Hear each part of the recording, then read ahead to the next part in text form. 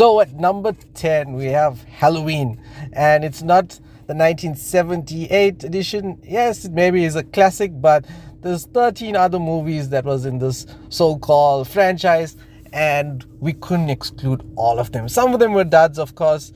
There's like 3 timelines dealing with Halloween. You had Jamie Lee Curtis, who basically her career was built on this. Michael Myers is our villain. You can't go wrong with the Halloween playlist that doesn't have Halloween. You can watch any of the 13. It should keep you busy for, well, 13 days of Halloween if you watch one a day.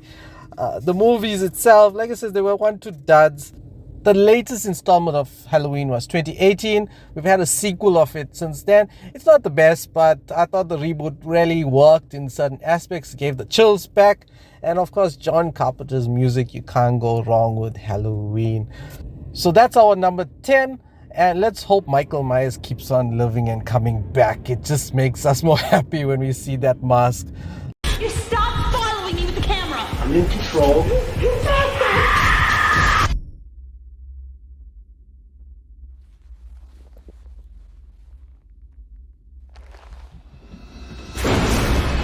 So at number 9, we have Paranormal Activity. First movie released in 2007, was introduced to the whole world in 2009, and then there were 7 movies in the whole sequence of Paranormal Activities, which was created by Oren Pili, and this guy does some crazy work, yeah. Gave us some crazy times. I mean, you think you have ghosts in your house and then you can video them and then they can scare you and still kill you. Yeah, Paranormal Activities gives you some crazy vibes, especially when you stay in like a creepy, like you have creepy trees outside your house and it's no power, or it's a heavy storm or something. Yeah, this whole series really creates some whack stuff, but it also gives you those vibes where you want to be like, let's go catch a ghost, let's see if we can identify the spirits that's haunting this place. So that was Paranormal Activity. Enjoy. The ring. See the ring. See the ring. See the ring. You see the ring. You see the ring.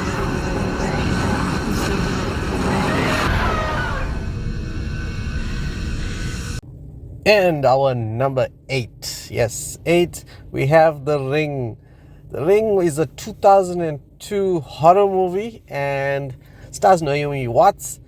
So basically, this movie, it scared me. It really did. Samara is our villain in this one. I can call her the villain. She's basically a trouble ghost, we can call it, and she just wants somebody to solve a case and save her soul, I guess. That's the main aspect of the story. So you might ask, what makes The Ring different from the other movies? It had a concept.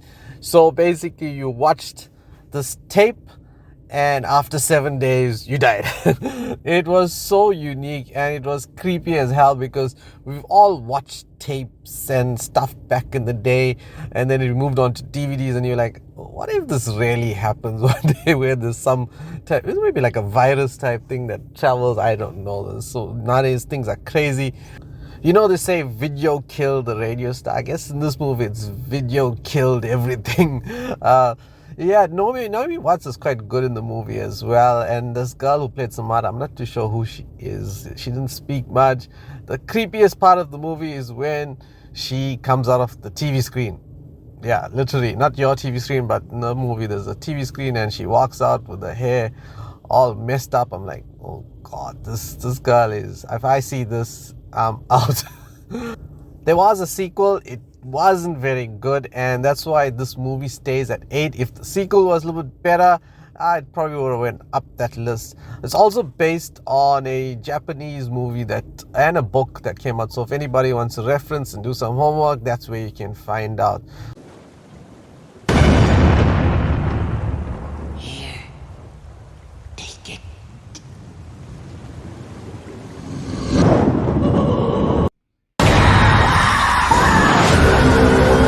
So at number 7, we got It. So this one was a very good one for the kids. I mean, in the first one we see 7 helpless and bullied kids who are forced into facing their nightmares once they meet Pennywise, and he teaches them to, like, you stand up for yourself or you would be killed and you would be eaten. And then in the second one, after 27 years, the kids from the Losers Club, who are now adults, receive a call to say that he's back. I mean, imagine your worst nightmare. The person that made you feel the most miserable disappears. And you somehow manage to get through life, and you somehow living a good life, or you just getting through, and then it appears again 27 years later. This one really, really, whew, yeah, thinking about it. Imagine my worst nightmare 27 years later coming back for me. No, I'm not thinking about it. I hope you guys enjoy this one. We're out of time. Live or die. Make your choice.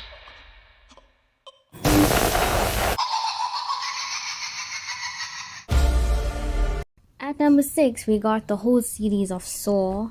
I mean, the last one, the 10th movie in this whole series, Saw X, just came out this year. And damn it, this one, I mean, you can do one wrong thing in your life and imagine being punished like that. Whew.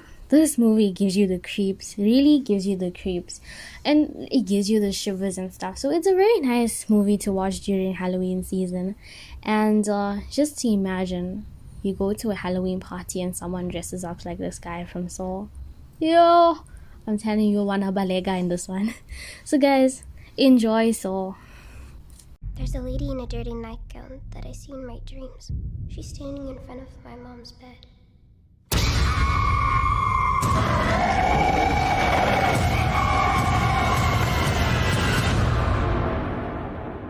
And halfway down the list, we have The Conjuring at number 5. Yes, so Conjuring is an interesting one. It technically could go higher up this list, but it's not yet a classic, and I think still the franchise has got a lot more to give. So that's why I'm still hesitant to put it higher up with some of the other classics. It's about the Warrens, who are basically these mediums, and they go around investigating these ghosts and spirits and communicating with them. They're a little bit like ghost hunters. And this franchise spawned the Annabelle franchise and the Nun, so it's really doing well. It's made by or produced by James Wan, who's done quite a good stuff as well. And I expect more of this going forward. The disappointments of it, I don't see a villain like you've got Freddy and all of the other sorts. So that's the only negative, but I says compared to the other ones on this list where you've got Ghostface as well, we don't have a true villain. But it might move up this list in future playlists. It might be number 1 one day, so let's see. Or be killed. Nobody's safe! Oh my god!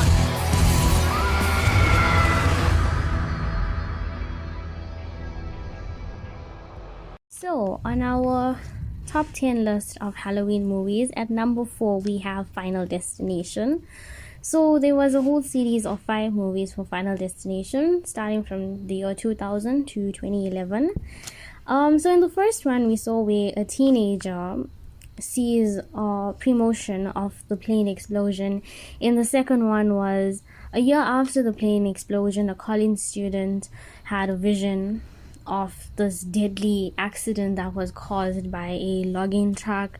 The third one we saw was the roller coaster being derailed. The fourth one was where the accident at the racetrack took place. The fifth one was with the construction at the bridge, where the bridge collapsed due to heavy wind. So Final Destination, I can tell you, caused trauma. This was a very good series of movies because I can tell you, I know the people that watch this movie with lots of interest. We see a login truck and we on the road and we like, oh my god, this can be a Final Destination moment. We go to racetracks or we watch movies about racetracks. No, go on a plane and imagine the plane exploding. Yeah, Final Destination left us with some tragic stuff. So that's at number 4, guys. Enjoy it. If you didn't watch it, oh my god, you are missing out. Hello?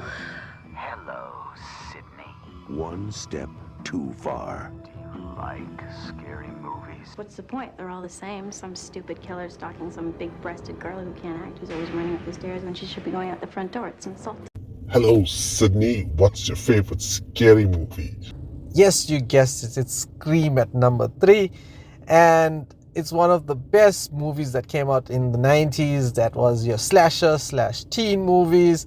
And it had everything. Comedy, a little bit of thriller in it. And it basically spawned a whole generation of I Know What You Did Last Summer type movies. It even had the scary movies making fun of it.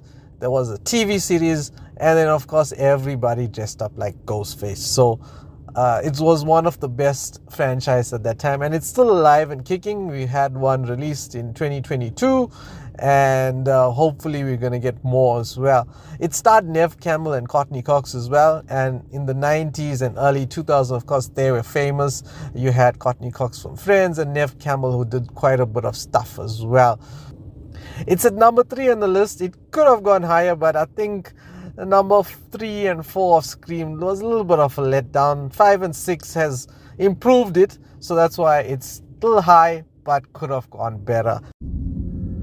And Haunted. Just want to apologize to Mike's mom and Josh's mom and my mom. Tell me where you are, Josh! So you and your friends decide to go into the forest. Bad idea. So that's our number 2, Blair Witch Project. And yes, this came out in 1999, and this was one of let's say the internet sparked off. There was not much internet, but it just kicked off with this Blair Witch conspiracy theories. The storyline of this movie was 3 friends go into the forest and one goes missing, and then you have weird noises and visuals that are happening, and you don't actually see the Blair Witch till the very end. Well, even there too, it's like slightly, and it's just creepy, the movie. It's intense. Your heart rate will be going throughout the movie, and it's one of those unique movies that changed, I think, how movies and horror movies were made after. That's how Paranormal Activity, I think, got its way, because it was like found footage type thing. We weren't even sure if this was real or it was like a docu. The 3 actors in this movie, Ray Hans, Joshua Leonard, and Michael C. Williams, I never heard of any of them making stuff after this, so I guess they made lots of money maybe on the Blair Witch, and that was it. It felt so low budget. I think that's the thing that made us say this is real. And that's why Blair Witch is at number 2. It was unique in the time it came out, and it set a trend for horror movies going forward. No one will survive.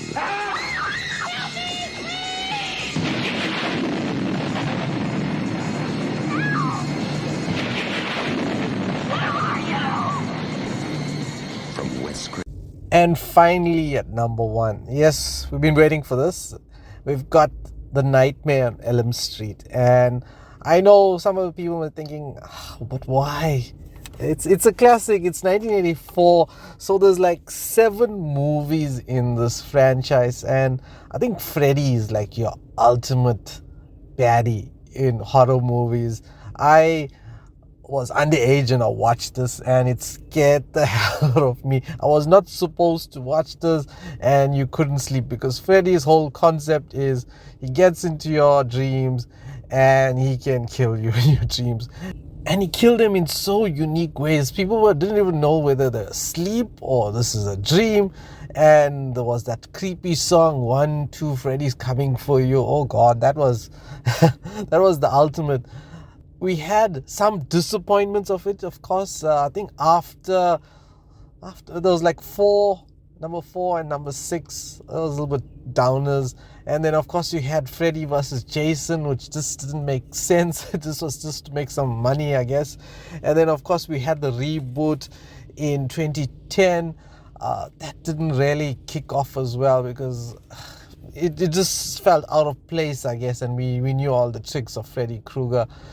Hopefully we do get a new Freddy Krueger or Nightmare on Elm Street movie down the line. It'll be nice for the newer generation to get that horror and back and that feeling.